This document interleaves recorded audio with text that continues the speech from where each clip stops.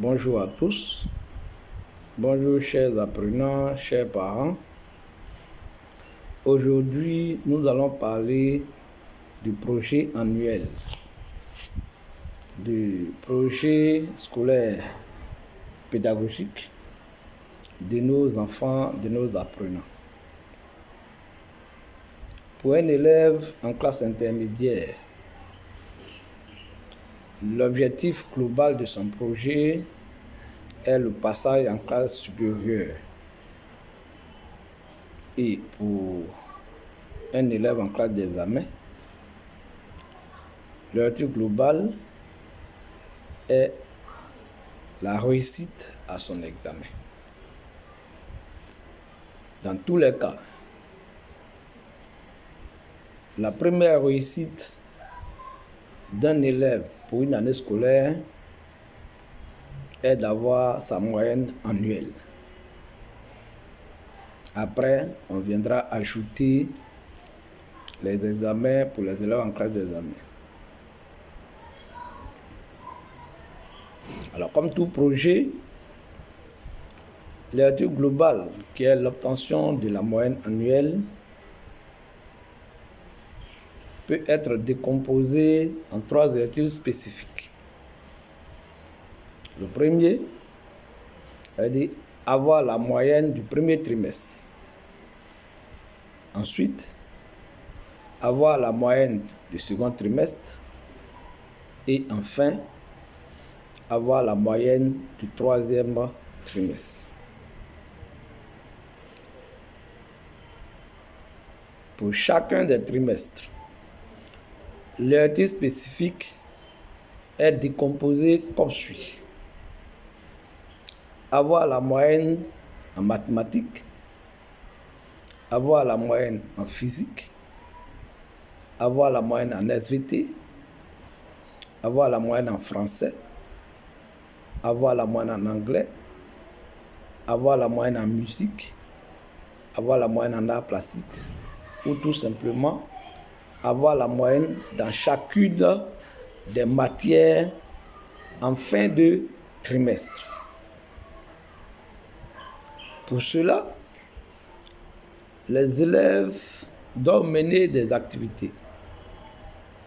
Il y en a de 2 types. Réussir les interrogations écrites ou orales, et puis réussir les devoirs. Alors, comment faire pour réussir aux interrogations? Les interrogations sont des évaluations régulières. Ça veut dire chaque jour qu'un élève a cours, il doit s'attendre à une interrogation. Pour cela, un enfant qui a cours avant d'aller en classe doit être à même de connaître ce qui a été fait dans le cours la veille ou bien avant. Donc, l'enfant, avec l'aide des parents, doit réviser les cours qui ont été faits avant le cours du jour. Dans tous les cas, aucun élève ne doit être surpris par une interrogation. Cela appelle à une révision quotidienne des leçons, que ce soit en mathématiques, que ce soit en anglais, que ce soit en physique, que ce soit en français.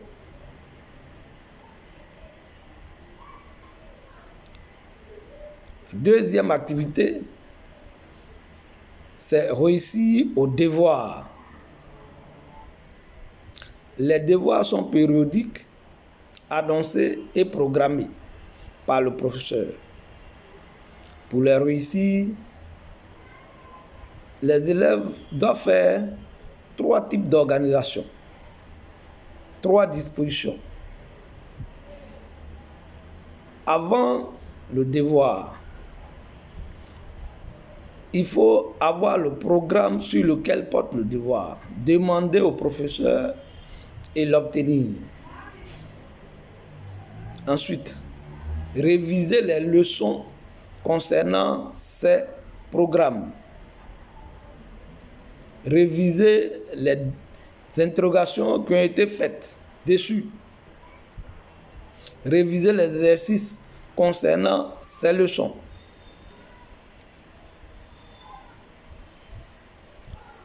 Le jour du devoir, il faut lire le sujet, puis commencer à traiter les exercices qu'on maîtrise le mieux. À la fin, même si on n'a pas fini le sujet, c'est-à-dire on n'a pas fini de traiter le sujet, si tout ce qui a été écrit est correct, l'élève aura au moins 10.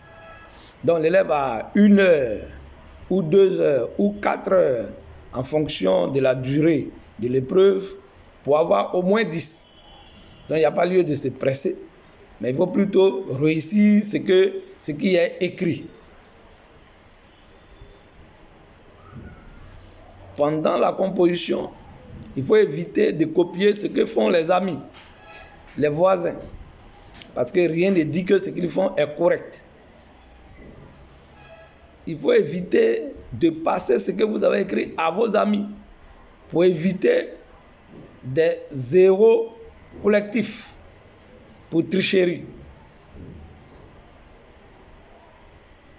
Donc, après la composition, l'élève doit suivre la correction pour comprendre ce qu'il n'avait pas compris avant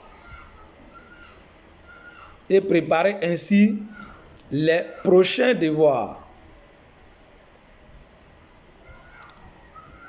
Donc ainsi, réussir ces 2 activités concernant l'interrogation et le devoir permettent à l'élève de réussir alors le trimestre.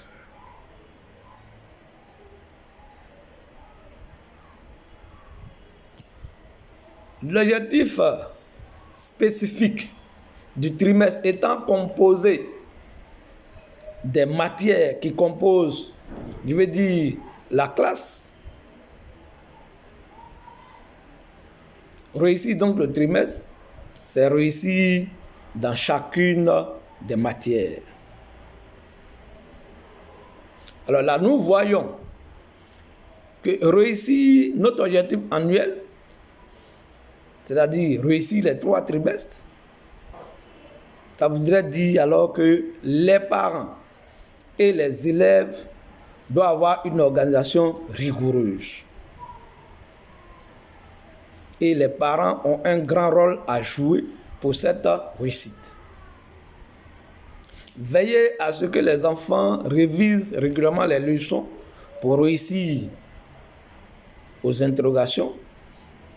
Et veillez à ce que les enfants préparent correctement les devoirs pour réussir aux évaluations programmées.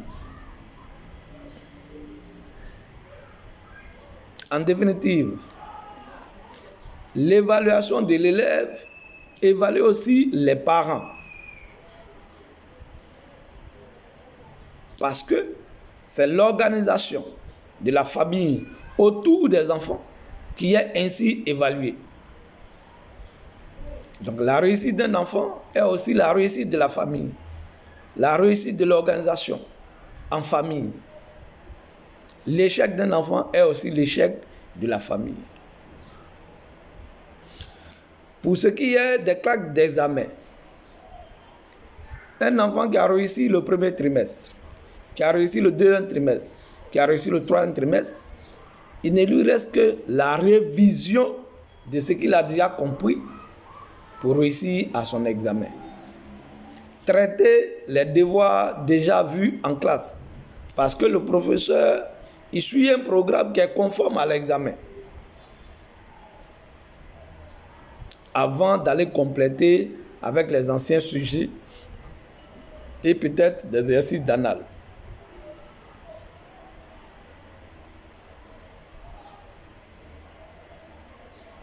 Donc, réussir le projet scolaire est un travail rigoureux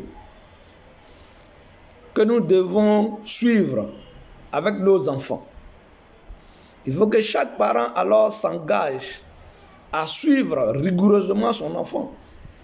Le travail au quotidien pour que nos enfants qui sont l'avenir de nos familles et aussi l'avenir du pays soient des enfants bien formés et capables demain de défendre notre pays face aux autres enfants des différents pays, mais des enfants de leur génération. Nous devons nous engager avec sérieux pour que l'avenir de nos enfants soit meilleur, pour que l'avenir de notre pays soit meilleur. Merci, très bonne journée à tous.